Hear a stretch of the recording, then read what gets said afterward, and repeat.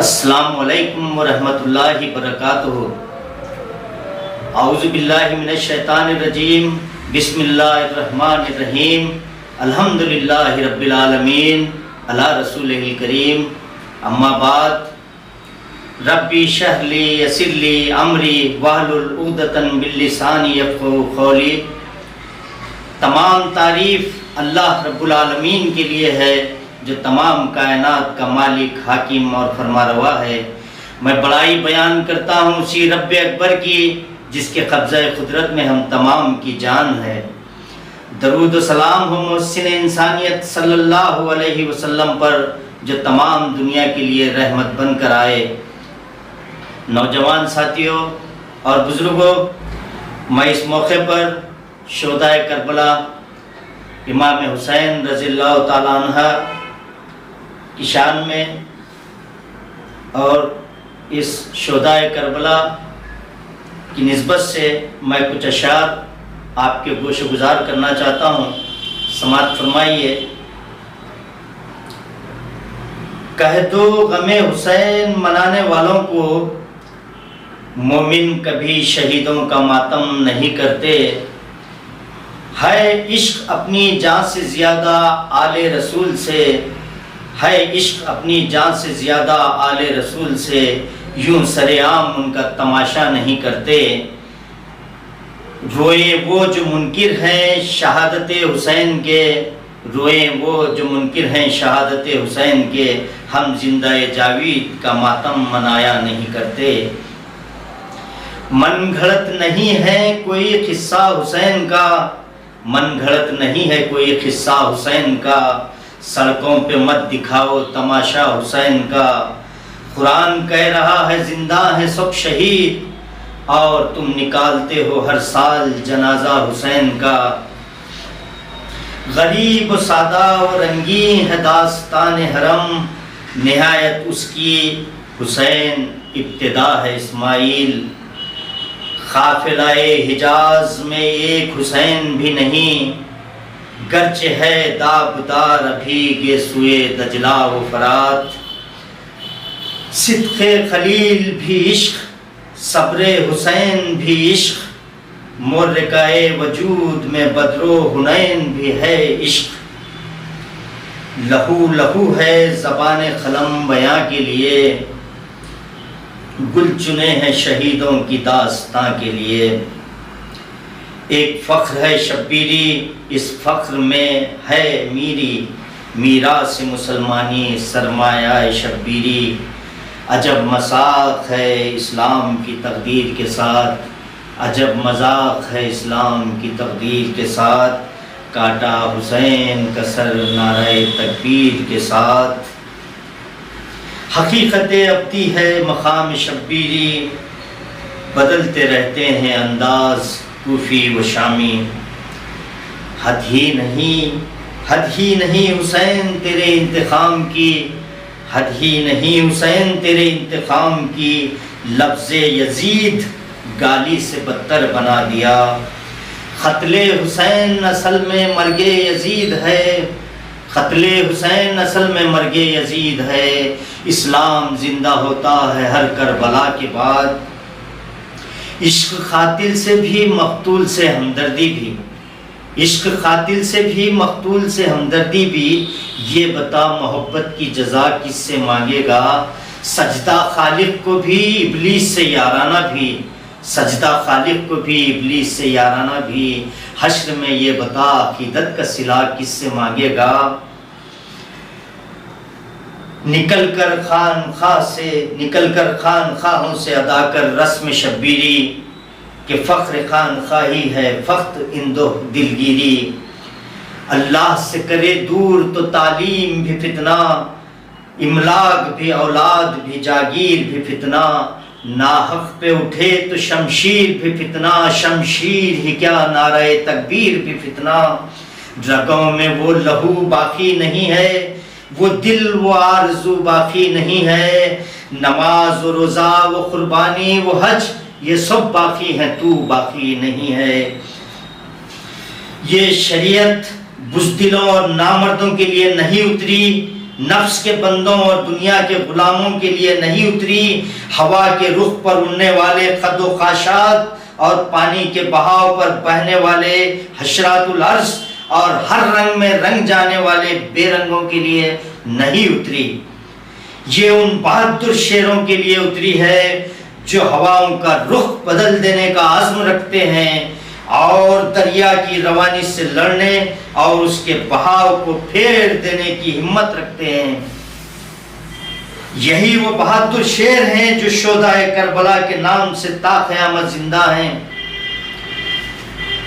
تو آئیے آج اس محرم کی نسبت سے میں آپ کے سامنے محرم کے متعلق مختصر ہمارے شہر کی تاریخ بیان کروں گا۔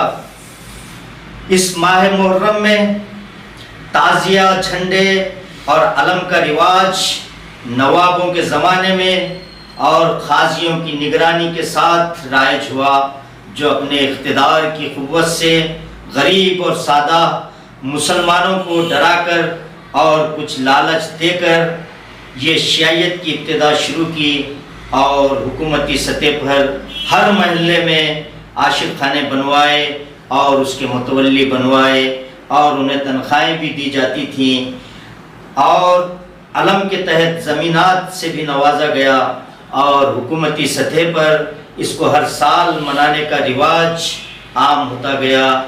آج نہ وہ نواب رہے، نہ وہ حکومت رہی، نہ وہ تنخواہیں رہی، بس اب کچھ عاشق خانے موجود ہیں جس میں علم بٹھائے جاتے ہیں اور بقیہ وقت میں اس کو کرائے پر دے دیا جاتا ہے۔ تو آئیے ہم اس محرم میں ہمارے یہاں کی تاریخ دیکھیں۔ قابل ستائش ہیں وہ لوگ جو محرم کے اس خرافات کے عمل کو کم کرنے میں کامیاب ہوئے۔ جیسا کہ آپ جانتے ہیں ہمارے شہر کی وہ شخصیت جس کا نام سید انور اللہ حسینی ہے، جن کی جانب سے شمع کمیٹی نے یہ قدم اٹھایا اور محلہ چھلا گلی پر جو مجموعہ جمع ہوتا تھا وہ آج نظر نہیں آتا، اور سوٹے پیر مسجد کمیٹی نے بھی بڑے احتیاط سے کام لیا اور اس کا بہترین انتظام کیا، اور قاضی محلے کے بڑے شاہ کے علم، قاضی صاحب کے علم، جھارے گھر کے علم، کاٹے واڑی کے علم، بارہ امام کے علم، پیر پاشا بنگلے کے علم، ان سبھی منتظمین نے مجموعہ ختم کرنے میں کامیاب ہوئے۔ اور جیسا کہ آپ جانتے ہیں علم کی سواری کے نام پر صاحبوں کے سامنے عورتوں کو بٹھایا جاتا تھا، ڈھٹی، جھولے، چاندی کے گھوڑے کی منتیں مانی جاتی تھی، اور آپ کو پتہ ہے علم کو ٹھنڈے کرنے کے لیے نوابوں کی طرف سے توپوں کی سلامی دے کر تپرات کے تالاب پر لے جایا جاتا تھا۔ اور آپ کو یہ بھی معلوم ہے، یہ بھی بتاتا چلوں کہ سوالوں کی محفلیں سجائی جاتی تھیں جو رات بھر چلتی تھیں، جس میں مشہور مقامات رینا گلی، دھوبی گلی، چھلا، انور پیٹ، شاہ حسین، پیرا گٹا، قاضی گلی، تکیہ گلی اور شاہپور اور کئی مقامات پر عورتیں بھی ماتم کیا کرتی تھیں، مگر اللہ کا فضل ہے کہ یہ سوالوں کی محفلیں اور یہ ماتم سب ختم ہو چکے ہیں۔ اور آپ جانتے ہیں ہمارے شہر میں ہمارے قوم کے نوجوان تعلیم کے زیور سے آراستہ ہو رہے ہیں، اور ہماری قوم کی بیٹیاں بھی تعلیم میں پیچھے نہیں ہیں، اور ہمارا یہ نوجوان طبقہ ان محرم کے خرافات سے یقیناً بیزار ہے اور یہ کبھی نہیں چاہتا کہ حسین رضی اللہ تعالیٰ عنہ کے نام پر یہ مذاق ہو۔ اس موقع پر آپ کو یہ بتانا بھی ضروری سمجھتا ہوں کہ محرم کی 9ویں اور 10ویں تاریخ کو حسین رضی اللہ تعالیٰ عنہ کے نام پر آس پاس کے دیہات کے لوگ جیسے پرتاپور، خانہ پور، نیلکنٹھ، گور، نارائن پور، سبھی اقوام کے لوگ اپنے تعزیے، جھنڈے اور علم کے جلوس ہمارے شہر کو لے کر مین روڈ پر نکالے جاتے ہیں، جس میں کئی خرافات ہوتے ہیں۔ ہلکی بجاتے ہوئے، ناچتے ہوئے، بے تک کے نعرے لگاتے ہوئے نکلتے ہیں۔ آپ کو معلوم ہونا چاہیے کہ جس حسین رضی اللہ تعالیٰ عنہ کو پانی تک پینے کو نہیں ملا اور ہم شربتیں پی رہے ہیں، اور انہیں روٹی نہیں ملی اور ہم روٹ کھا رہے ہیں۔ حسین رضی اللہ تعالیٰ عنہ سر کٹانا گوارا کر لیے لیکن سر جھکانا گوارا نہ کیا، اور آج ہم اور ہمارے بچوں کو علموں اور جھنڈوں کے سامنے جھکا رہے ہیں، جبکہ اللہ کے رسول صلی اللہ علیہ وسلم نے فرمایا محرم کی 9ویں اور 10ویں تاریخ کو روزہ رکھیں۔ لہٰذا میری آپ سے درخواست ہے کہ قلعے کے اندر بارگاہ حسین میں خواتین، لڑکے اور لڑکیاں جمع ہو جاتی ہیں، جس سے بے پردگی اور اخلاق کا جنازہ نکلتا ہے، اور 10ویں محرم کو گاندھی چوک میں بھی خواتین جمع ہو جاتی ہیں۔ لہٰذا اس محرم کے خرافات سے بچانے کے لیے میں ائمہ مساجد سے درخواست کرتا ہوں کہ جمعہ کے خطبے میں بیان کریں اور شہر کے سرکردہ شخصیات اور مذہبی جماعتیں سامنے آئیں اور اس غلط عمل کا سدباب کرنے کی کوشش کریں۔ آئیے اب میں شہر کے غیور مسلمانوں سے میری اپیل ہے کہ اپنی خواتین، بیٹے، بیٹیوں کو 9ویں اور 10ویں تاریخ کو روزہ رکھنے کی تلقین کریں، اور گھروں میں بیٹھ کر تاریخ کربلا اور حسین رضی اللہ تعالیٰ عنہ کی تعلیمات کو پڑھیں اور پڑھائیں، اور اس کفر و شرک بدعت کی رسم سے اپنے اہل و عیال کو بچا لیں۔ والسلام۔